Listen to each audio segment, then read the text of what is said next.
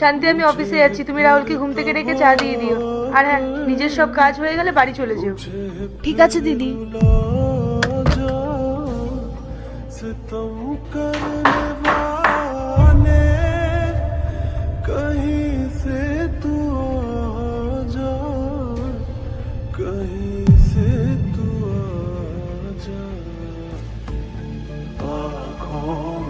দাদা, আপনি জানেন আপনাকে আমি অনেক ভালোবাসি।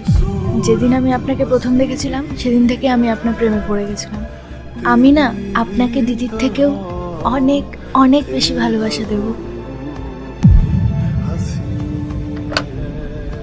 শান্তি, কি হচ্ছে এসব? কিছু না দিদি, আসলে আমার শরীরটা একটু খারাপ করছিল তো, তাই আমি ওষুধ নিতে এসেছিলাম। একদম চুপ করো শান্তি, মিথ্যা কথা বলবে না। এখনই তো তোমার শরীর ঠিক ছিল, এখন হঠাৎ করে তোমার শরীর খারাপ হয়ে গেল। আসলে দিদি কাজ করতে করতে না আমার মাথাটা একটু ধরেছিল। এই, একদম ফালতু কথা বলবে না, সত্যি করে বলো কি করছিলে তুমি এখানে? দাদা, আমি সত্যি এখানে ওষুধ নিতে এসেছিলাম। আচ্ছা, দেখাও তাড়াতাড়ি, কোথায় তোমার মেডিসিন রাখা আছে? দিদি আসলে পারবে না দেখাতে, তাই তো? শান্তি, আমি খুব ভালো করে জানি তুমি এখানে কেন এসেছিলে। তুমি এখানে রাহুলকে টাচ করার জন্য এসেছিলে, আর আমার পেছনে তুমি এই জিনিসটা প্রায় দিনই করো। তোমার লজ্জা করে না? আমি তোমাকে অসহায় মানুষ ভেবে আমাদের বাড়িতে কাজে রেখেছিলাম। ভেবেছিলাম গরিব মানুষ 2 টাকা ইনকাম করে নেবে, না হলে না আমার বাড়িতে কাজের লোকের কোনো দরকারই ছিল না। তোমাকে আমি নিজের ছোট বোনের মতো ভাবতাম। আর তুমি কি করলে? তুমি আমার হাজবেন্ডের সাথে এরকম নোংরামি করার চেষ্টা করো। তোমার লজ্জা করে না? তুমি তো নিজেই আমায় বলেছিলে তোমার কাজের প্রয়োজন, তোমার টাকার প্রয়োজন। এইসব কাজ করছো তুমি? দিদি, তুমি আমাকে ক্ষমা করে দাও, আমার ভুল হয়ে গেছে। আসলে এই পৃথিবীতে তো আমার কেউ নেই। তুমি কাজে চলে গেলে দাদা আমার সাথে কত ভালো করে কথা বলে, আমার কত খেয়াল রাখে।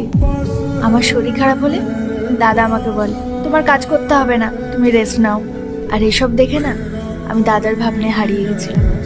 আমি দাদাকে নিয়ে নতুন একটা জীবন শুরু করতে চেয়েছিলাম। তুমি কি পাগল নাকি? কিসব কথাবার্তা বলছো? আমি তোমাকে ওগুলো আমার বোন ভেবে বলেছিলাম। আচ্ছা, বুঝলাম, তার মানে তুমি রাহুলকে পছন্দ করো। কিন্তু তুমি যে চুরি করতে এসেছিলে সকালবেলা, সেটার কি হলো? না না দিদি, তুমি এসব কি বলছো? আমি কোনো চুরি করিনি। আমি তো